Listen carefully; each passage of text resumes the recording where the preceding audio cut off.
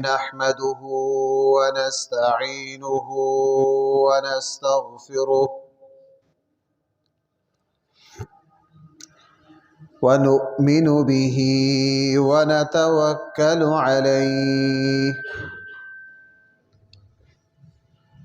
ونعوذ بالله من شرور أنفسنا ومن سيئات أعمالنا من يهده الله فلا مضل له ومن يضلله فلا هادي له ونشهد أن لا إله إلا الله وحده لا شريك له ونشهد أن سيدنا وسندنا ومولانا محمدا عبده ورسوله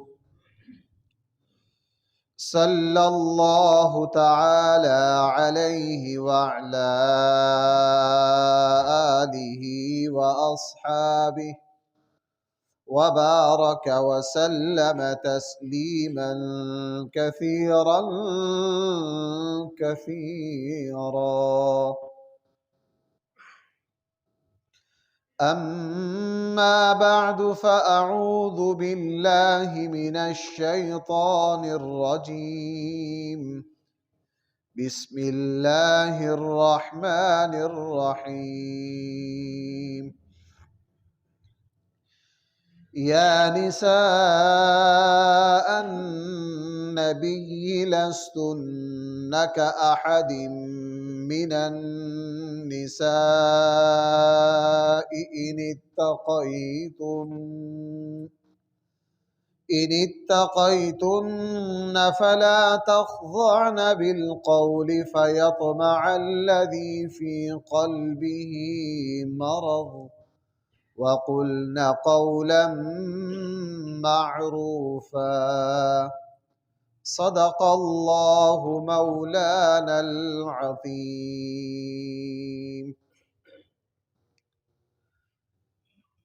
محترم سامعین کرام،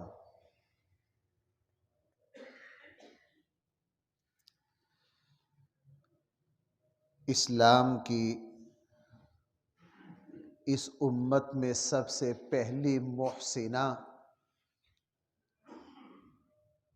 وہ حضرت ختیجۃ الکبریٰ رضی اللہ عنہا ہے۔ خیال آیا کہ آج کی مجلس میں حضرت ختیجۃ الکبریٰ رضی اللہ عنہا کے کیا کمالات ہیں اور اسلام پر کیا احسانات ہیں، کچھ تھوڑا سا اس کا تذکرہ آپ کے سامنے کیا جائے، چونکہ اپنے محسنین کو یاد رکھنا، اپنے خیر خواہوں کو یاد رکھنا، یہ بھی اخلاق کریمہ میں سے ایک خلق ہے۔ نبی کریم صلی اللہ علیہ وسلم کی سب سے پہلی زوجہ مطہرہ حضرت ختیجۃ الکبریٰ رضی اللہ عنہا، ان کا جو نسب ہے وہ رسول اللہ صلی اللہ علیہ وسلم کے جد امجد ہیں قصی۔ قصی پر جا کر حضرت ختیجۃ الکبریٰ اور نبی کریم صلی اللہ علیہ وسلم کا نسب ایک ہو جاتا ہے۔ حضور علیہ السلام کا نسب قصی تک یہ ہے محمد صلی اللہ علیہ وسلم، محمد بن عبداللہ بن عبد المطلب بن ہاشم بن عبد مناف بن قصی۔ اور حضرت ختیجۃ الکبریٰ رضی اللہ عنہا کا نسب یہ ہے کہ ختیجہ بنت خویلد بن اسد بن عبد العزیٰ بن قصی۔ قصی کے دو بیٹے ہیں، ایک عبد مناف ہے جن سے نبی کریم صلی اللہ علیہ وسلم جن کی اولاد میں ہیں، اور ایک قصی کے بیٹے عبد العزیٰ ہیں، جن کی اولاد میں سے حضرت ختیجۃ الکبریٰ رضی اللہ عنہا ہیں۔ حضور علیہ السلام کی جتنی بیویاں ہیں ان میں سے نسب کے اعتبار سے سب سے زیادہ قریب حضرت ختیجۃ الکبریٰ ہے، اور کوئی بیوی نسب کے اعتبار سے نبی کریم صلی اللہ علیہ وسلم کے اتنا قریب نہیں ہے جتنا قریب حضرت ختیجۃ الکبریٰ رضی اللہ عنہا ہے۔ آپ سارے حضرات جانتے ہیں کہ حضرت ختیجۃ الکبریٰ رضی اللہ عنہا جو ہیں یہ نبی کریم صلی اللہ علیہ وسلم سے 15 سال بڑی ہیں، اور آپ علیہ السلام جب پیدا ہوئے یہ وہی سال ہے جس سال اصحاب فیل والا واقعہ ہوا، اور حضرت ختیجۃ الکبریٰ رضی اللہ عنہا اس وقت 15 سال کی تھی، اور حضرت ختیجۃ الکبریٰ رضی اللہ عنہا نے اصحاب فیل کا جو واقعہ ہے وہ آنکھوں سے دیکھا تھا۔ 15 سال کی بچی تھی، اس کا پورا شعور تھا۔ تو حضرت ختیجۃ الکبریٰ رضی اللہ عنہا جو ہیں یہ نبی کریم صلی اللہ علیہ وسلم سے 15 سال بڑی ہیں۔ اسلام سے پہلے، حضور علیہ السلام سے پہلے ان کے 2 نکاح ہیں، ایک ابو حالہ سے اور دوسرا عتیق سے، یہ 2 نکاح ہیں۔ اور حضرت ختیجۃ الکبریٰ رضی اللہ عنہا کے جو پہلے دونوں شوہر ہیں ان دونوں کا انتقال ہو گیا، ان دونوں کا کیا ہوا ہے؟ انتقال ہو گیا۔ اور اکثر نبی کریم صلی اللہ علیہ وسلم کی ازواج مطلقہ نہیں ہیں، اکثر کہہ رہا ہوں ان میں سے کوئی بھی مطلقہ نہیں ہے۔ حضور علیہ السلام کی کوئی زوجہ مطہرہ مطلقہ نہیں ہے، صرف ایک زوجہ مطہرہ ہے، وہ بھی اللہ کا حکم تھا، حضرت زینب جو ہیں، حضرت زینب رضی اللہ عنہا جو پہلے نکاح میں تھی بھائی کس کے؟ حضرت زید بن حارثہ کے، وہ نباہ نہیں ہو سکا، اس کا ذکر قرآن کریم میں ہے، وہ مطلقہ تھی۔ حضرت ام سلمہ وہ بھی بیوہ تھی۔ حضرت حفصہ جو حضرت عمر کی بیٹی ہیں ان کے شوہر غزوہ احد میں شہید ہو گئے تھے، وہ بھی بیوہ ہیں۔ اور نبی کریم صلی اللہ علیہ وسلم کے نکاح میں حضرت عائشہ صدیقہ رضی اللہ عنہا آئیں، وہ کواری تھی۔ حضرت سودا جو ہیں بھائی وہ بھی کیا ہیں؟ اور حضرت زینب اور حضرت جویریہ جو حضور کے نکاح میں آئیں وہ بھی مطلقہ نہیں ہیں، اس کی ایک الگ تفسیر ہے۔ بہرحال تو حضرت ختیجہ کا نبی کریم صلی اللہ علیہ وسلم سے تیسرا نکاح ہے، پہلے شوہر سے 2 بچے، دوسرے شوہر سے 1 بچہ ہے۔ اور یہ اعزاز بھی حضرت ختیجۃ الکبریٰ کو حاصل ہے کہ تینوں شوہروں کی جو اولاد ہے وہ مسلمان ہے۔ وہ کیا ہے؟ اور بلکہ پہلے شوہر سے جو 2 بچے ہیں ان میں سے ایک حضرت حالہ ہیں، ان سے تو بہت سی احادیث منقول ہے۔ نبی کریم صلی اللہ علیہ وسلم کی جو حلیہ کی احادیث ہے نا کہ اللہ کے نبی کا حلیہ مبارک کیسا تھا، اس میں سند میں ایک صحابی ہیں حضرت حالہ رضی اللہ۔ یہ حالہ کون ہے؟ یہ حضرت ختیجۃ الکبریٰ کے پہلے شوہر کے بیٹے ہیں، پہلے شوہر سے ہیں، اور گویا کہ نبی کریم صلی اللہ علیہ وسلم کے سوتیلے بیٹے ہیں، اور انہوں نے نبی کریم صلی اللہ علیہ وسلم کے جو حلیہ کی احادیث ہیں وہ زیادہ ان سے مروی۔ حضرت ختیجۃ الکبریٰ رضی اللہ عنہا، ان کے والد ایک مشہور، میں تو صرف بطور تذکرہ ذکر کروں، اصل باتیں مجھے آگے عرض کرنی ہے۔ حرب الفجار ایک مشہور جنگ ہے، رسول اللہ صلی اللہ علیہ وسلم کا خاندان بھی اس میں شریک ہوئی، یہ جاہلیت کی جنگ تھی۔ حضور علیہ السلام کو حضور کے تایا زبیر لے گئے زبردستی، اللہ کے نبی بچے تھے، فرمایا میں اپنے تایا کے ساتھ اس جنگ میں شریک ہوا ہوں، لیکن عملی طور پر اللہ کے نبی جنگ میں شریک ہے، چونکہ نبی جو ہوتا ہے وہ نبوت سے پہلے بھی گناہوں سے معصوم ہوتا ہے اور نبوت کے بعد بھی گناہوں سے 100% بھائی کیا ہوتے ہیں؟ بہرحال حضرت ختیجۃ الکبریٰ کے والد اس میں قتل ہو گئے تھے۔ تو عربوں میں عورت کا تجارت کرنا یہ بڑا مشکل کام تھا، لیکن حضرت خدیجۃ الکبریٰ رضی اللہ عنہا ایسی پاکیزہ خاتون تھیں کہ اسلام سے پہلے ہی، حضور کے نکاح میں آنے سے پہلے ہی، پورے مکہ میں ان کا لقب طاہرہ تھا۔ ان کا لقب کیا تھا؟ ان کو مکہ میں ادھر سے نبی کریم صلی اللہ علیہ وسلم کو نبوت سے پہلے محمد الامین، حضور کا کیا لقب تھا؟ محمد الامین، یعنی نبوت سے پہلے ہی پورے مکہ میں حضور علیہ السلام کے صادق الامین کے نام سے شہرت تھی۔ اور حضرت خدیجۃ الکبریٰ رضی اللہ عنہا جو ہیں، حضور کے نکاح میں آنے سے پہلے ہی بھائی ان کی شہرت کیا تھی؟ طاہرہ تھی۔ تجارت کرتی تھی، مالدار بہت تھی، اور مکہ کا ذریعہ آمدن جو تھا وہ تجارت تھا۔ اور جس وقت مکہ کا قافلہ جو گرمیوں میں جایا کرتا تھا شام، اور سردیوں میں جایا کرتا تھا آتا تھا یمن، یمن ہماری طرف ہے، یمن آتا تھا، اس لیے تو قرآن کریم نے قریشیوں کو کہا ہے نا، لِإِيلَافِ قُرَيْشٍ إِيلَافِهِمْ رِحْلَةَ الشِّتَاءِ وَالصَّيْفِ۔ اور اس زمانے میں تجارتی قافلے کا گزر بڑا مشکل تھا، دنیا لوٹ لیتی تھی۔ مکہ والوں کو یہ اعزاز حاصل تھا، یہ حرم کا جھنڈا لگا لیتے تھے۔ جیسے آج کل ہے نا، اسلامی ملکوں میں کوئی بے ایمانی کرنی ہو تو خادم حرمین کا نام ایسا استعمال ہوتا ہے۔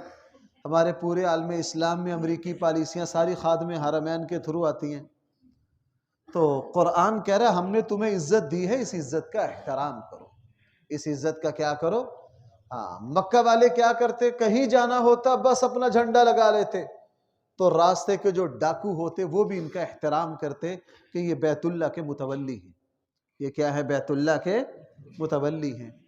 جب کوئی تجارتی قافلہ جاتا تو حضرت خدیجۃ الکبریٰ رضی اللہ عنہا کے اکیلے اونٹ وہ پورے مکہ کے برابر ہوتے تھے۔ یہ بات ضروری ہے تاکہ ان کی آگے خدمات سمجھ میں آ سکیں۔ یعنی اگر پورا مکہ کا سامان تجارت جو 100 اونٹوں پر جا رہا ہے تو حضرت خدیجۃ الکبریٰ کے بھی اونٹ کتنے ہوتے؟ 100۔ اتنی مالدار تھی۔ اور حضرت خدیجۃ الکبریٰ کے دسترخوان پر عام 400 500 بندہ کھانا کھاتا، سخیہ بہت تھی، طاہرہ بہت۔ لیکن اس زمانے کے اعتبار سے ضرورت تھی کہ مجھے کوئی دیانتدار بندہ ملے جو میرا سامان تجارت شام لے کر جائے۔ جب نبی کریم صلی اللہ علیہ وسلم جوانی میں آئے، آپ سارے حضرات جانتے ہیں حضور علیہ السلام زیر کفالت رہے ہیں حضور کے بہت ہی محترم چچا جناب ابو طالب کے۔ کن کے بھائی؟ ابو طالب بہت معزز تھے، مکہ کے بہت ذہین و فطین آدمی تھے، لیکن مالی طور پر غریب تھے۔ ابو طالب جو تھے وہ مالی طور پر کیا تھے؟ تو حضور علیہ السلام سے ابو طالب نے ایک مرتبہ فرمایا، بھتیجے میرے پاس اتنی گنجائش تو نہیں ہے کہ میں تجھے تجارت کے لیے دوں، گزارا بھی مشکل ہوتا ہے، تو بیٹا آپ ایسا کیوں نہیں کر لیتے کہ خدیجۃ الکبریٰ کا قافلہ جانے والا ہے شام، آپ کی شہرت پورے مکہ کی وادی میں صادق و امین ہے، ہر جگہ آپ کی قدر ہے، تو ایسا کیوں نہیں کرتے کہ آپ حضرت خدیجہ کا سامان تجارت لے کر شام جائیں۔ ادھر سے نبی کریم صلی اللہ علیہ وسلم کی فطری انا، ہمارے یہاں چلو انا نہ کہیں عزت نفس کہہ لیجئے، عزت نفس اور یہ جو فطری انا ہے نا، یہ اللہ کی عطا ہے، یہ عیب نہیں ہے، یہ بھائی کیا ہے؟ یہ اللہ کی عطا ہے۔ تو آپ کی عزت نفس نے گوارا نہیں کیا، آپ نے فرمایا چچا میں خود سے ان سے نہیں کہتا، میں نے خود سے ان سے یہ نہیں کہنا کہ میرے ساتھ معاملات کر لیجئے۔ یہ بات حضرت خدیجۃ الکبریٰ کو بھی پہنچ گئی۔ حضرت خدیجۃ الکبریٰ نے پیغام بھیجا کہ آپ ہماری قریش کی جو نئی نسل ہے، چونکہ اللہ کے نبی تو اس وقت نئی نسل میں تھے، قریش کے نوجوانوں میں سے تھے، قریش کے نوجوانوں میں پوری اس وادی میں کسی کی دیانت اور اخلاق کی اتنی شہرت نہیں ہے جتنی شہرت آپ کی ہے۔ میں خود سے آپ سے فرمائش کرتی ہوں کہ آپ جو ہے وہ میرا سامان تجارت لے کر شام جائیے۔ اور نبی کریم صلی اللہ علیہ وسلم سے یہ بھی درخواست کی حضرت خدیجہ نے کہ میں عام جتنی اجرت دیتی ہوں اگر آپ جائیں گے تو آپ کو ڈبل دوں گی. آپ کو کیا دوں گی؟ ڈبل دوں گی. نبی کریم صلی اللہ علیہ وسلم نے اس کو منظور فرما لیا. چونکہ رزق حلال یہ انسانی کمالات میں سے ہے، اسلامی کمالات میں سے بھی ہے، انسانی کمالات میں سے بھی ہے، اور دین کے اعتبار سے یہ فریضہ بھی ہے. دین کے اعتبار سے ہماری نوجوان نسل یہیں سے مار کھا رہی ہے. اس وقت کی جو ہماری نوجوان نسل ہے نا، وہ محنت کرنے کے لیے تیار نہیں ہے. وہ چاہتی ہے کہ ہماری جو ظاہری حلیہ ٹیپ ٹاپ آسائش، اور یہ ایک موبائل لگ گیا نوجوانوں کے ساتھ کہ میرے پاس موبائل 2 لاکھ کا ہو، گاڑی ہو، سارا کچھ ہو، کمائی ابا جی کی ہو، بس اڑانے والا میں ہوں. ہماری نوجوان نسل یہ چاہتی ہے. حالانکہ ہمارے آقا صلی اللہ علیہ وسلم نے بکریاں بھی چرائی. بکریاں بھی، میں نے کسی جمعے کی تقریر میں عرض کیا، ایک صاحب مسلمان ہونے کے لیے آئے تو وہ اللہ کے نبی کے بکریاں چرانے کے یار تھے. جب مدینہ منورہ مسلمان ہونے کے لیے آئے تو ان کو یہ تھا کہ اب بہت عرصہ گزر گیا، کہاں بچپن، اب کہاں مدینہ منورہ میں اللہ کے نبی کی عمر 54-55 سال ہو رہی ہے، پتہ نہیں پہچانیں گے کہ نہیں. جب وہ آئے تو خلاف توقع اللہ کے نبی ان کو اٹھ کر ملے، بڑے احترام سے ملے. ان کو کھٹک تو گئی کہ مجھے سارا پہچان لیا ہے. چونکہ نبی سے بڑا ظرف کسی کا، ہماری طرح نہیں کسی کو جانتے بھی ہیں پھر بھی آنکھیں پھیر لینا. کیوں بھائی، ہمارے یہاں ایسا ہی ہوتا ہے، سارا کچھ پہچان کر بھی آنکھیں کیا کر لینا، پھیر لینا. لیکن انبیاء علیہ السلام تو ان کے مزاج میں رسول اللہ صلی اللہ علیہ وسلم کا تو کہنا ہی کیا. اب وہ سمجھ تو گئے، لیکن انہوں نے پھر بھی سارے لوگوں کے سامنے پوچھا، اللہ کے نبی آپ نے مجھے پہچان لیا؟ نبی کریم صلی اللہ علیہ وسلم نے فرمایا، کیوں نہیں، میں اور آپ مکہ کی وادی میں فلاں جگہ اجرت پر بکریاں چرایا کرتے تھے، اور ہمارے پاس کھانے کو کچھ ہوتا نہیں تھا. کبھی تیرے پاس ہوتا تھا تو مجھے دے دیتا تھا، کبھی میرے پاس ہوتا تھا میں تجھے دے دیتا تھا. میں تجھے، دیکھو بھائیو، اس سے یہ سمجھ میں آیا کہ انبیاء علیہ السلام کی جو زندگی کا نرم گرم ہے، اس سے انبیاء بھی گزرے. آج ہمارے خواب بہت بڑے. ایک مرتبہ ایک صاحب میرے پاس آئے، کہنے لگے جی، میں نام نہیں لیتا تاکہ پردہ پوشی رہے، جی میں کسی چھوٹے سے کام کا ذکر کیا. انہوں نے، میرے معاشی حالات ٹھیک نہیں ہیں، میں فلاں جگہ فلاں کام کی ریڈی لگانا چاہتا ہوں. تو میں نے کہا بھائی اس میں پوچھنے والی کیا بات ہے، بہت اچھا. کہنے لگے میرے بچے نہیں مانتے. وہ کہتے ہیں جی لوگ آپ کو دیکھ کر کیا کہیں گے، لوگ آپ کو دیکھ کر. اور انہوں نے صحیح کہا بھائیو، کبھی بھی کسی چنچی چلانے والے کو، کبھی بھی کسی ریڑی لگانے والے کو حقارت کی نگاہ سے نہ دیکھو، بلکہ عظمت کی نگاہ سے دیکھو. قابل تحقیر تو وہ بدبخت ہے جو رشوت لیتا ہے، جو ملک کے بڑے عہدوں پر بیٹھ کر حرام کھاتا ہے.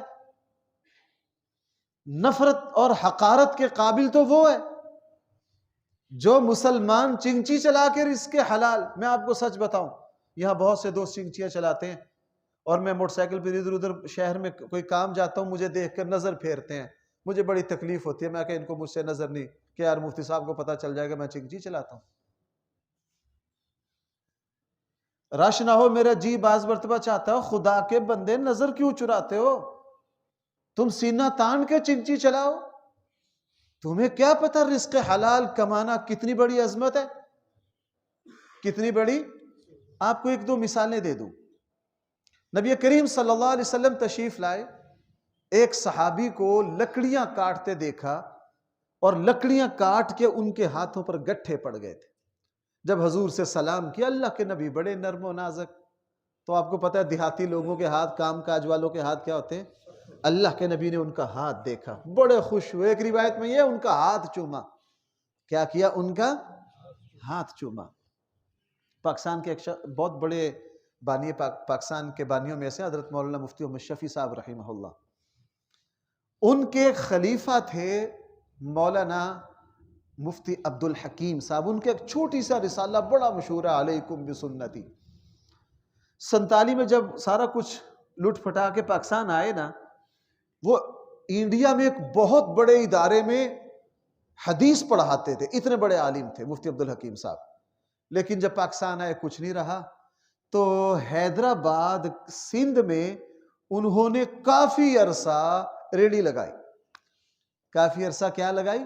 مدرسہ پڑھانے کو تھا نہیں، آپ کو پتہ ہے مسجدیں اس وقت ادھر تھی نہیں، ادھر کے مسلمان ساری مسجدیں چھوڑ کو ادھر چلے گئے، ادھر تو اکی دکی تھی۔ 2-3 سال اپنے شیخ اور استاد کو ملنے نہیں جا سکے کیونکہ ہے کچھ نہیں۔ 2-3 سال کے بعد جب کراچی مفتی شفیع صاحب کو ملنے گئے نا پہلی مجلس میں، تو مفتی شفیع صاحب اتنے عزت اور احترام سے پیش آئے اور اپنی خلافت بھی دے دی۔ کسی نے پوچھا حضرت یہ تو 3 سال کے بعد آئے ہیں، کہنے لگے بھائی میں نے ان کو ریڑھی لگانے پر خلافت دی ہے۔ یہ تھے صحیح اللہ والے۔ آج تو ہم دیکھتے ہیں نا کوئی مالدار خلیفہ اور مرید ملے تاکہ ریڑھی لگانے پر، تو میں بعض مرتبہ گزر رہا ہوتا ہوں، یہاں بہت سے دوست آتے ریڑھی لگاتے ہیں، وہ دیکھ کے نظر پھیر لیتے ہیں، او خدا کے بندو تم سے زیادہ عظمت والا تو کوئی ہے نہیں ہے، تم سے زیادہ عظمت والا تو کوئی ہے نہیں ہے، تمہیں اندازہ نہیں تم کس عظمت کے مینار پر کھڑے ہو، ریڑھی لگا کے چنگچی چلا کے اپنے بچوں کے لیے رزق حلال کما رہے ہو، تمہیں پتہ ہے یہ کتنی بڑی عبادت ہے؟ امام غزالی نے ایک جگہ لکھا ہے رزق حلال کمانے کے لیے جو بندہ کسی جگہ پھیری لگاتا آواز لگاتا ہے، اس آواز پر بھی اس کو سبحان اللہ کا اجر ملتا ہے۔ ہاں، چونکہ یہ ایک اپنا فریضہ ادا کر رہا ہے۔ بہرحال تو نبی کریم صلی اللہ علیہ وسلم جیسے خدیجہ نے کہا کہ جی میں آپ کو ڈبل اجرت دوں گی، رسول اللہ صلی اللہ علیہ وسلم تشریف لے گئے، اور اس وقت نبی کریم صلی اللہ علیہ وسلم کی جو عمر تھی وہ تقریباً 24 سال کچھ مہینے تھی۔ حضور علیہ السلام کی عمر کتنی تھی؟ 24 سال کچھ مہینے۔ یہ چھوٹی چھوٹی باتیں میں اس لیے عرض کر رہا ہوں کہ حضرت خدیجہ نے اتنا لمبا چوڑا قافلہ 24 سال کے نوجوان کے حوالے کیا، اس سے اللہ کے نبی صلی اللہ علیہ وسلم کی دیانت اور صداقت کا تو پتہ ہی چلتا ہے، اللہ کے نبی صلی اللہ علیہ وسلم کی تجارتی مہارت کا بھی پتہ چلتا ہے کہ اللہ جل جلالہ نے دنیا کے اعتبار سے بھی کتنی فہم و فراست دی تھی۔ صرف 24 سال کی عمر ہے۔ اپنے غلام میسرہ کو بھی ساتھ کر دیا۔ میسرہ کو کیوں ساتھ کیا؟ چونکہ مکہ میں یہ توقع کی جا رہی تھی کہ یہ جو نوجوان ہے نا یہ آگے جا کے کسی اونچے مقام پر پہنچنے والا ہے۔ ورقہ بن نوفل نے، حضور علیہ السلام کے ددہ محترم عبد المطلب نے، اس کے بہت سے، اس کا ٹائم نہیں ہے۔ بہرحال رسول اللہ صلی اللہ علیہ وسلم تشریف لے گئے شام کے قریب، وہ مشہور جو آپ ہمارے یہاں چھوٹی چھوٹی کتابوں میں بھی پڑھتے ہیں کہ ایک مقام پر ٹھہرے اور وہاں نصورہ راہب تھا، اس نے میسرہ سے پوچھا کہ یہ تمہارے ساتھ یہ جو نوجوان ہے یہ کون ہے؟ اس نے کہا یہ قریش کا ہے۔ کیا تعارف ہے؟ اس نے کہا یہ ہاشمی ہے اور بہت ہی اللہ جل جلالہ نے اس کو خاندانی اخلاقی ہر اعتبار سے شرافت دی ہے۔ پوچھا تیرا کیا کام ہے؟ اس نے کہا مجھے لگتا ہے کہ ان دنوں آخری نبی کا زمانہ قریب آ رہا ہے، مجھے لگتا ہے کہ یہی آخری نبی نہ ہو۔ پوچھا تجھے کیسے پتا چلا؟ کہنے لگا اس درخت کے نیچے ہمارے آبا و اجداد سے یہ بات چلی آ رہی ہے کہ اس درخت کے نیچے جو ہیں وہ اکثر انبیاء علیہ السلام ٹھہرے۔ اکثر کون ٹھہرے؟ اور آپ حضرات جانتے ہو کئی سال پہلے، اب تو یہ بات میڈیا پر آ گئی ہے، پہلے یہ نہیں آئی تھی۔ پہلے یہ میں نے خود اپنے استاد عدد مولا مفتی متقی صاحب نے اس پر تفصیلی مضمون لکھا کہ جب وہ اردن گئے تو اردن حکومت نے بڑے بڑے علماء کو بلایا، پورے عالم اسلام کو، ان کو یہ معلومات ملی تھی کہ وہ جو درخت ہے جس کے نیچے انبیاء بیٹھے ہیں اور جس کے حضور علیہ السلام نے بھی اب قیام کیا ہے، وہ درخت آج بھی باقی ہے۔ اب تو یہ چیزیں تصویریں آ گئی نا، یہ میں اس وقت کی بات کر رہا ہوں جب دنیا کو اس کی کوئی پتہ نہیں چلا۔ تو اردن حکومت نے علماء کا اجلاس بلایا جس میں علامہ یوسف قرضاوی، علامہ صدیق الزریر اور پاکستان سے شیخ الاسلام حضرت مولانا متقی عثمانی اور انڈیا سے مولانا رابع حسن ندوی، یہ پوری ٹیم بلائی اس تحقیق پر۔ تو استادوں نے فرمایا کہ ہم وہاں 10 دن قیام کیا اس صحرا میں، اور جرمن اور فرانس اور آثار قدیمہ کی ٹیمیں بھی ہمارے ساتھ رہیں، پوری تحقیقی مراحل سے ثابت ہو گیا کہ یہ وہی درخت ہے جس درخت کے نیچے کون؟ نبی کریم صلی اللہ علیہ وسلم نے، کیوں؟ ایک تو پرانی تاریخوں سے ثابت ہو گیا کہ اس زمانے میں شام جانے کا رستہ یہی تھا، اور وہاں پرانا وہ عبادت خانہ بھی مل گیا، بہت سے قرائن ملے، اور فرانس اور جرمن کی لیبارٹریوں نے رپورٹ بھی دے دی کہ یہ جو درخت ہے، اس کے جو پتے ہیں، یہ جو درخت ہے اس کے پتوں کے جو ٹیسٹ کیے گئے ہیں، اس کی جڑوں کے جو نمونے لیے گئے ہیں، اسے پتہ چلتا ہے کہ یہ کوئی 4-5 ہزار سال پرانا ہے۔ اور اس درخت کی سب سے حیران کن بات، اب تو پتہ نہیں شاید میڈیا پر آ گئی، میں نے اس براہ راست اپنے استادوں سے سنی کہ اس درخت سے 100 فٹ چاروں طرف انہوں نے کھدائی کی، چونکہ وہ صحرا ہیں، وہاں پانی کا نام و نشان ہے، پورے صحرا میں وہی ایک درخت ہے، اور درخت ہے بھی بہت بڑا، اور نیچے سے جو نمونے لیے گئے تو نیچے نمی بھی نہیں ہے، پانی کا کوئی نام و نشان ہے، اس طرح کے بہت سے آثار ہیں۔ بہرحال میں عرض کچھ اور کرنا چاہ رہا ہوں، زبان میری کسی اور طرف جا رہی ہے، میں حضرت ختیجہ ہی کی طرف آتا ہوں۔ نبی کریم صلی اللہ علیہ وسلم شام گئے، وہاں جا کے تجارت کا سامان بیچا، اور اس پیسے سے اور سامان خریدا، مدینہ مکہ معظمہ دوبارہ تشریف لائے۔ تو جب دوبارہ تشریف لائے تو 3-4 باتیں بڑی حیران کن تھی۔ ایک یہ کہ حضرت ختیجۃ الکبریٰ کو اس سے پہلے ساری زندگی کبھی بھی اتنا نفع نہیں ہوا تھا۔ دوسرا جو میسرہ تھا، اس نے سفر کی باتیں، ایک تو یہ نستورہ والی بات بتائی، اور دوسری یہ بتائی کہ جی میں نے یہ دیکھا کہ دوپہر کے وقت میں یہ جہاں قیام کرتے تھے 2 بدلیاں ان پر آ کر سایہ کر لیتی تھی، اور بھی بہت سی چیزیں بیان کی، بات لمبی ہو جائے گی۔ حضرت ختیجۃ الکبریٰ رضی اللہ عنہا نے ایک تو یہ، اور اپنے چچا زاد بھائی ورقہ بن نوفل سے بھی سن رکھا تھا، 8-10 ایسے قرائن تھے حضرت ختیجۃ الکبریٰ کے پاس، ان کا موقع نہیں ہے، جس سے حضرت ختیجۃ الکبریٰ کو یوں لگتا تھا کہ شاید وہ آخری نبی یہی نہ ہو، آخری نبی۔ تو انہوں نے پھر نبی کریم صلی اللہ علیہ وسلم کو خود سے نکاح کا پیغام بھیجا۔ حضرت نفیسہ تھی جو ان کی سہیلی تھی، ان سے کہا تھا کہ نبی کریم صلی اللہ علیہ وسلم سے جا کے پوچھیں، میں ان کے لیے نکاح کے لیے تیار ہوں۔ وہ آئیں، انہوں نے حضور علیہ السلام سے یہ عرض کیا کہ آپ اتنے حسین و جمیل نوجوان ہیں، آپ نکاح کیوں نہیں کرتے؟ حضور نے فرمایا میں تو خالی الدامن ہوں، میں تو کیا ہوں؟ خالی الدامن ہوں، میرے پاس تو کچھ نہیں ہے۔ فرمایا اگر میں آپ کو ایک ایسی جگہ نشاندہی کر دوں جہاں اللہ جل جلالہ آپ کے سارے معاملات کو درست کر دیں گے؟ پوچھا کون؟ کہنے لگے میں فلاں کا رشتہ لائی ہوں۔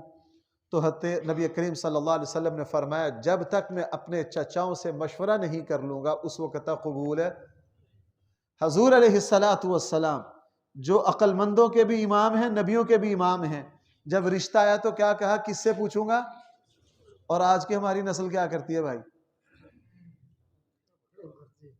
وہ کہتی ہے ابا جی صرف پیسے لگائے۔ ہماری نوجوان نسل یہی چاہتی ہے۔ میں تو درسوں میں کہتا ہوں، اکثر جو دوست پوچھتے یہ جملہ یاد کر لو بھائی، یہاں اکثر بڑے حضرات ہیں، اولاد کو صاف صاف کہو اگر اپنی خرچی اپنی مرضی کرنی ہے تو بھائی اپنا خرچہ اپنی مرضی، یہ نہیں ابا جی کا خرچہ اور مرضی آپ کی۔ بھائی اصول ٹھیک ہے، بالکل کرو، کوئی نہ۔ آج کے نوجوانوں کو بڑی دلیلیں آتی ہیں۔ ایک نوجوان کو اس کے والد نے اس کو ڈاکٹر بنایا، بڑی محنت سے پالا پوسا، تعلیم مکمل کی، اب بیٹا اپنی مرضی کر رہا، باپ نے منع کیا۔ میں نے کہا خدا کے بندو، تمہارے ابا نے محنت مزدوری کر کے تمہیں ڈاکٹر بنایا، کہنے لگا مجھے کوئی نیا ڈاکٹر بنایا، ساری دنیا ہی بناتی ہے، ساری دنیا ہی بناتی ہے۔ مجھے سیدھا جواب دے دیا انہوں نے۔ تو ہماری نوجوان نسل کیا کہتی ہے؟ پیسے صرف کس کے اور مرضی ساری ہماری۔ بھائی اصول ہے، اگر مرضی تمہاری ہے تو خرچہ بھی کس کا؟ اس لیے بھائی آج کل کی بچے بہت، ان کو کہو بیٹا جو کرنا کرو، ہماری طرف سے رکاوٹ نہیں ہے، بس ایک بات ہے اگر ہماری مرضی ہمارا خرچہ۔ بھائی غلط تو نہیں میں کہہ رہا؟ اگر اپنی مرضی تو خرچہ بھی کس کا؟ اپنا کر لو جا کے۔ اب نبی کریم صلی اللہ علیہ وسلم نے فرمایا جب تک میں اپنے چچاؤں سے مشورہ نہ کر لوں اس وقت تک اس رشتے کو قبول ہے۔ ابو طالب سے پوچھا، اپنے چچا حضرت حمزہ سے پوچھا، انہوں نے کہا آپ ضرور کر لیجئے، چونکہ مکہ کے بڑے بڑے سردار حضرت ختیجہ سے نکاح کرنا چاہتے تھے، حضرت ختیجہ کسی کا رشتہ قبول کرنے کے لیے تیار ہے، اور ادھر سے نبی کریم صلی اللہ علیہ وسلم کی شان کا تو کیا نہیں کیا۔ بہرحال طے پا گیا، رسول اللہ صلی اللہ علیہ وسلم اپنے چچاؤں کے ساتھ تشریف لے گئے، اور وہاں نکاح کی مجلس آراستہ ہوئی. حضرت ختیجہ کی طرف سے ورقہ بن نوفل نے خطبہ پڑھا، اور اس وقت دونوں طرف سے خطبہ پڑھا جاتا تھا اسلام سے پہلے، چونکہ اسلام تو بھی آیا نہیں تھا.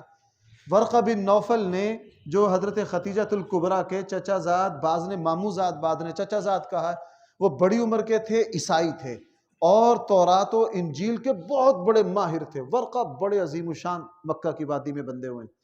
بہرحال حضرت ختیجہ کی طرف سے ورقہ نے خطبہ پڑھا، اور نبی کریم صلی اللہ علیہ وسلم کی طرف سے حضور علیہ السلام کے محترم چچا جناب ابو طالب نے خطبہ پڑھا، اور 500 مہر مقرر ہوا.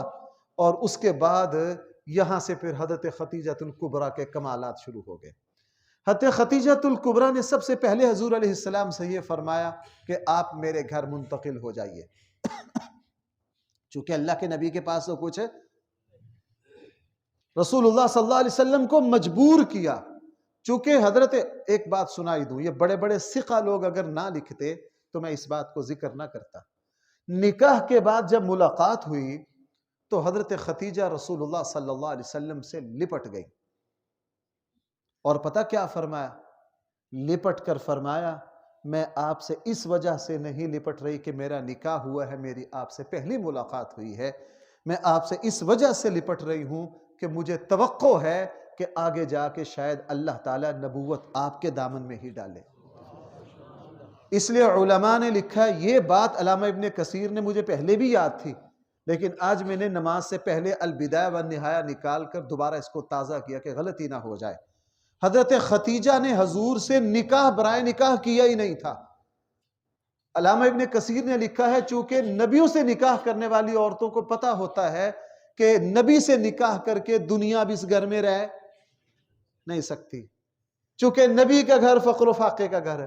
حضرت ختیجہ کو پتا تھا میرا سارا مال جاتا جائے گا، چونکہ نبی کے گھر میں یہ دنیا کی زیب و زینت رہ قربان کیا، اور فرمایا میں صرف اس لیے آپ سے نکاح کر رہی ہوں شاید اللہ آپ کو آگے جا کے نبوت دے. بس میری اتنی درخواست ہے، جب اللہ آپ کو نبوت دے تو مجھے اس وقت یاد رکھنا ہے. مجھے اس وقت کیا کرنا ہے؟ یہ فرمائش حضرت ختیجہ الکبریٰ نے کی. رسول اللہ صلی اللہ علیہ وسلم کو اپنے گھر میں رکھا، اور پھر جیسے ہی آپ سارے حضرات جانتے ہیں، غار ہیرا میں نبی کریم صلی اللہ علیہ وسلم نے جس وقت حضرت جبرائیل کو دیکھا، گھر تشریف لائے تو غیر معمولی حالات تھے. اہل علم حافظ ابن حجر نے لکھا، بشریت اور فرشتے کا جب آمنا سامنا ہوتا ہے، فطرت سے بشریت کانپتی ہے. موت کے وقت میں کتنا بھی متقی ہو، جب فرشتے سامنے آتے ہیں جسم پہ کب کبھی طاری ہوتی ہے کہ نہیں؟ تو حضرت جبرائیل سامنے آئے، حضور وہاں سے تشریف لائے، زمبلونی زمبلونی. تو میں تو یہ سمجھتا ہوں دو بندوں کے احسان، ایک ایک احسان پوری انسانیت، پوری کائنات سے بھاری ہے. ایک نبوت کے وقت اللہ کے نبی کا پریشان ہونا اور حضرت ختیجہ الکبریٰ کا سنبھالنا، اور دوسرا رسول اللہ صلی اللہ علیہ وسلم کی وفات ہونا اور صدیق اکبر کا پوری امت کو سنبھالنا. مسلمانوں میں امت مسلمہ پر ان دو احسانوں سے بڑے احسان کسی امتی کے نہیں ہو سکتے. بھائی میں غلط تو نہیں کہہ رہا ہوں؟ حضور گھر تشریف لائے، سردی لگ رہی ہے، اور کہا مجھے اوڑھنی اڑاؤ. حضرت ختیجہ الکبریٰ نے سنبھالا، چونکہ نکاح ہی اس لیے کیا تھا، نکاح ہی اس لیے کیا تھا. اور جب پوچھا کیا بات ہے، ساری بات بتلائی. فرمایا پریشان نہ ہو. اپنے چچا زاد بھائی ورقہ بن نوفل جو بہت بوڑھے تھے ان کے پاس لے کے گئی. ورقہ نے تسلی دی. ورقہ نے کیا دی؟ تسلی دی.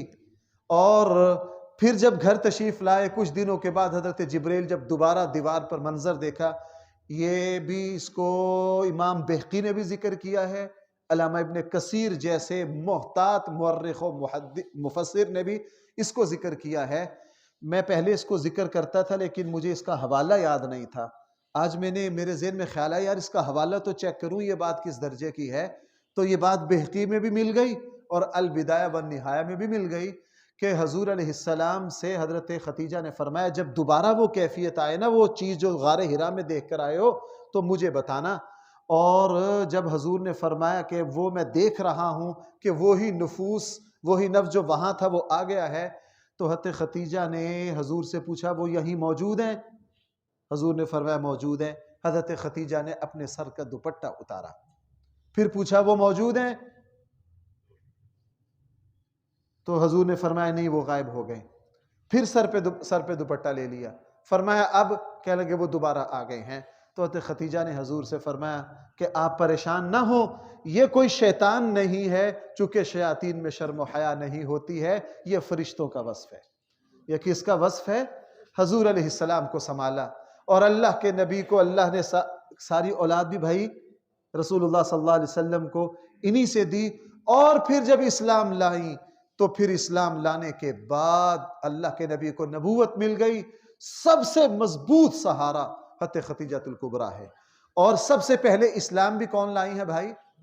اس کو یاد رکھیے، سب سے پہلے اسلام صدیق اکبر نہیں لائے، اگرچہ اہل سنت والجماعت کا عقیدہ ہے اور صحیح عقیدہ ہے، اس پر بہت دلائل ہیں کہ افضل الانبیاء صدیق اکبر رضی اللہ عنہ افضل البشر بعد الانبیاء ہے۔ بشریت میں سب سے افضل کون ہے؟ اس کے اسباب الگ ہے، لیکن سب سے پہلے جو ایمان لائے بھائی وہ کون ہے؟ حضرت خدیجہ الکبریٰ ہے۔ حضرت خدیجہ الکبریٰ ایمان لائیں، سب سے پہلے ایمان لائیں، اور پھر اپنا مال نبوت کے بعد تقریباً 9-10 سال زندہ رہی۔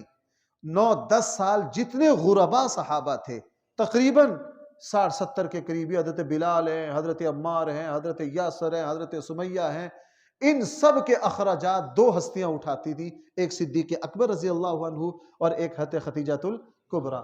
اتنا اپنا مال وارا کہ آخر میں کچھ بھی نہیں رہا تھا، بالکل خالی الدامن ہو گئی تھی، سارا کچھ اسلام پر کیا کر دیا؟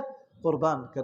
قرآن بھی اس کا ذکر کرا نا، جو سورۃ الضحیٰ میں کہا ہے نا کہ ہم نے آپ کو کم مال والا پایا فاغنا، اور پھر ہم نے آپ کو غنی کر دیا۔ مفسرین لکھتے ہیں کہ حضور علیہ السلام جو غنی ہوئے وہ حضرت خدیجہ الکبریٰ کے مال سے ہوئے، اور دونوں میاں بیوی نے سارا مال خرچ کر دیا کس پر بھائی؟ اسلام پر۔ اولاد بھی دی، 2 یا 3 بیٹوں پر اتفاق ہے، 4 بیٹیاں تو علی الاتفاق ہیں۔ رسول اللہ صلی اللہ علیہ وسلم کی اولاد بھی انہی سے ہوئی، اور پھر رسول اللہ صلی اللہ علیہ وسلم کے ساتھ انہوں نے 24 سال 6 ماہ گزارے۔ کتنا عرصہ؟ 24 سال 6 ماہ، اور پھر ان کی وفات ہوئی۔ عموماً کہہ دیا جاتا ہے کہ حضور کسر کو حذف کر کے کہہ دیتے ہیں کہ رسول اللہ صلی اللہ علیہ وسلم کے ساتھ انہوں نے بھائی کتنا زمانہ گزارا؟ 25 سال۔ کتنا زمانہ گزارا؟ 15 سال نبوت سے پہلے اور 10 سال نبوت کے بعد۔ اور ان کا رمضان المبارک میں جمعرات کے دن ان کا انتقال ہوا ہے، اور اس وقت عمر جو تھی وہ 65 سال تھی۔ نبی کریم صلی اللہ علیہ وسلم نے اپنی چادر میں ان کو کفن دیا۔ نماز جنازہ کے احکام اس وقت تک آئے نہیں تھے، نماز جنازہ کے احکام بعد میں آئے، اور جنت المعلی، اس وقت اس کا نام جنت المعلی نہیں تھا، یہ بعد میں پڑا ہے، اور وہاں ان کو دفن کیا گیا۔ اب ذرا 2-3 باتیں بڑی اہم ہیں۔ نبی کریم صلی اللہ علیہ وسلم، اس سے اندازہ ہوتا ہے کہ حضرت خدیجہ الکبریٰ نے کیا فرائض انجام دیے، کیا فرائض انجام دیے۔ نبی کریم صلی اللہ علیہ وسلم حضرت خدیجہ الکبریٰ کا ذکر اس طرح کرتے کہ کبھی تو آنکھوں سے آنسو آ جاتے۔ حضرت عائشہ فرماتی ہے ایک مرتبہ ایک بوڑھی عورت آئی، حضور اتنے احترام سے ملے، میں نے پوچھا یہ کون ہے؟ تو رسول اللہ صلی اللہ علیہ وسلم نے فرمایا کہ یہ خدیجہ کی سہیلی ہے۔ یہ کیا ہے؟ اور صحیح بخاری میں ہے، نبی کریم حضرت عائشہ فرماتی ہیں کہ نبی کریم صلی اللہ علیہ وسلم جب بھی گھر میں کوئی بکری جانور ذبح کرتے، اس کا گوشت بناتے، تو سب سے پہلے حضرت خدیجہ الکبریٰ کی سہیلیوں کے پاس بھیجتے۔ اور حضرت خدیجہ الکبریٰ، اور یہ بھی فرمایا کہ اکثر ہمارے گھر میں، حضرت عائشہ فرماتی ہے، حضرت خدیجہ کا ذکر ہوتا۔ ایک مرتبہ سوکنوں والی، وہ ایک فطری بشریت کے تحت سوکنوں والی جو ایک مزاج ہے، تھوڑی بہتی چپکلش ہوتی ہے، جلن ہوتی ہے، اس کے تحت میں نے نبی کریم صلی اللہ علیہ وسلم سے ایک مرتبہ کہہ دیا، اللہ کے حبیب آپ کیا اس بڑھیا کا ذکر کرتے رہتے ہیں ہر وقت؟ آپ کیا اس بڑھیا کا ذکر کرتے رہتے ہیں؟ کہنے لگا میرا یہ کہنا تھا، نبی کریم صلی اللہ علیہ وسلم ناراض ہو گئے۔ آپ نے پھر حضرت خدیجہ الکبریٰ کے اتنے کمالات بیان کیے، اتنے کمالات بیان کیے، خدیجہ ایسی تھی ایسی تھی، اور پھر آخر میں فرمایا اللہ نے مجھے اولاد بھی اتنے کمالات بیان کیے کہ میں نے پھر معافی مانگ لی حضور سے کہ آئندہ سے کبھی بھی میں خط ختیجہ کا جو ذکر ہے وہ نامناسب الفاظ میں نہیں کروں گی۔ اور یہ بھی بخاری اور مسلم کی روایت ہے کہ ایک مرتبہ حضرت ختیجہ الکبریٰ نبی کریم صلی اللہ علیہ وسلم کا کھانا لا رہی تھی۔ امام بخاری نے بھی اس حدیث کو ذکر کیا اور امام مسلم نے بھی ذکر کیا۔ کھانا لا رہی تھی، حضرت جبرائیل آئے۔ حضرت جبرائیل نے آ کے عرض کیا، اللہ کے حبیب، آپ کی زوجہ مطہرہ آپ کے لیے کھانا لا رہی ہے، ان کو اللہ تعالیٰ نے مجھے بھیجا ہے کہ آپ ان تک ان کے رب کا اور مجھے جبرائیل کا سلام پہنچا دیجئے۔ رسول اللہ صلی اللہ علیہ وسلم بہت خوش ہوئے، چونکہ آج تک اللہ تعالیٰ نے، یہ خصوصیت ہے، بڑے بڑے محدثین نے لکھا ہے اللہ تعالیٰ نے کسی بندے کو اس طرح سلام، حضرت عائشہ کو جو سلام ہے وہ حضرت جبرائیل نے کیا ہے، اللہ کا سلام وہاں نہیں ہے۔ تو رسول اللہ صلی اللہ علیہ وسلم نے اللہ تعالیٰ کی طرف سے حضرت ختیجہ الکبریٰ کو کیا پہنچایا؟ اگلی بات، حضرت جبرائیل نے کہا آپ اپنی بیوی کو اللہ کا سلام بھی پہنچا دیجئے اور مجھ جبرائیل کا سلام بھی پہنچا دیجئے، اور ان کو یہ بشارت بھی دے دیجئے کہ اللہ تعالیٰ نے جنت میں ان کے لیے موتی کا ایک ایسا محل تیار کر رکھا ہے، وہ اتنا بڑا محل ہے لیکن وہ ہے ایک ایسے موتی کا جس میں کوئی جوڑ نہیں ہے، جس میں کوئی جوڑ نہیں ہے۔ اس لیے نبی کریم صلی اللہ علیہ وسلم حضرت ختیجہ الکبریٰ کے بارے میں فرماتے، ختیجہ نے میرا ساتھ اس وقت دیا ہے جب سارا مکہ میرا مخالف تھا، اور جب میرے پاس کچھ نہیں تھا سارا مال مجھ پر وار دیا، اور اللہ نے مجھے اولاد بھی کس سے دی؟ حضرت ختیجہ الکبریٰ، اور سب سے پہلے اسلام بھی لائیں، اور سب سے پہلے حضور علیہ السلام تو نبی ہے نا، چلو میں یہ عرضی کر دیتا ہوں، یہ بھی امام بخاری نے بھی اس کو ذکر کیا، امام بخاری نے آدھا حصہ ذکر کیا ہے، باقی حصہ دوسرے مورخین نے ذکر کیا ہے۔ نبی کریم صلی اللہ علیہ وسلم پر جس وقت 5 نمازیں فرض ہوئی، کتنی نمازیں؟ اور نماز فرض ہوئی ہے رسول اللہ صلی اللہ علیہ وسلم پر جب معراج پر 5 نمازیں تو فرض ہو گئی۔ اس سے پہلے جو نماز پڑھتے تھے وہ جو پرانے انبیاء کا طریقہ تھا اس کے مطابق 5 نمازیں معراج پر گئے۔ اب جب معراج پر واپس تشریف لائے، حکم تو مل گیا نماز پڑھیں کیسے، نماز پڑھے کیسے؟ حضرت جبرائیل تشریف لائے، حدیث کی ساری کتابوں میں اس کا ذکر ہے۔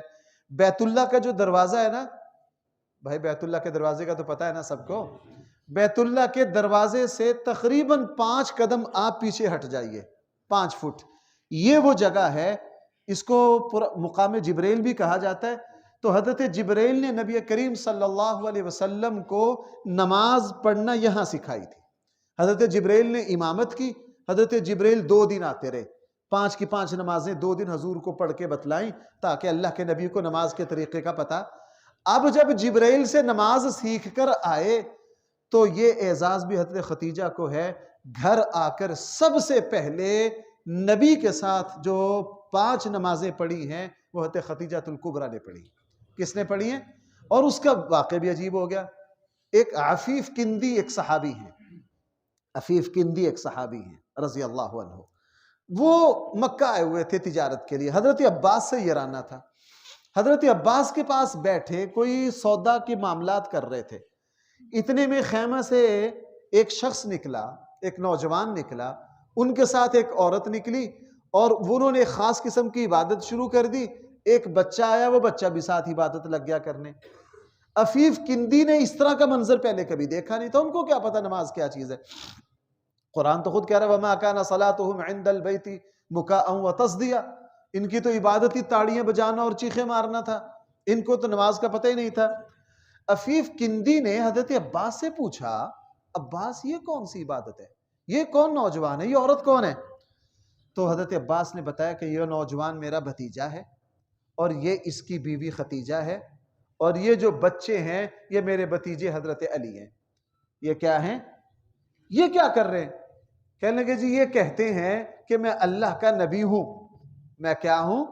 اللہ کا نبی ہوں، اور یہ ساتھ یہ بھی ہمیں کہتے ہیں ایک وقت آئے گا کہ کیسر و کسریٰ کے خزانوں کا اللہ مجھے مالک بنائے گا۔ یہ بات کس نے کہی؟ عفیف کندی بعد میں رو پڑتے تھے اس بات کو بیان کرتے، کہنے لگا میں نے حضرت عباس سے کہا یہ کیسی نادانوں والی بات ہے، یہ کیسے نادانوں والی بات ہے، یہ تو بالکل ہی جہالت والی بات ہے۔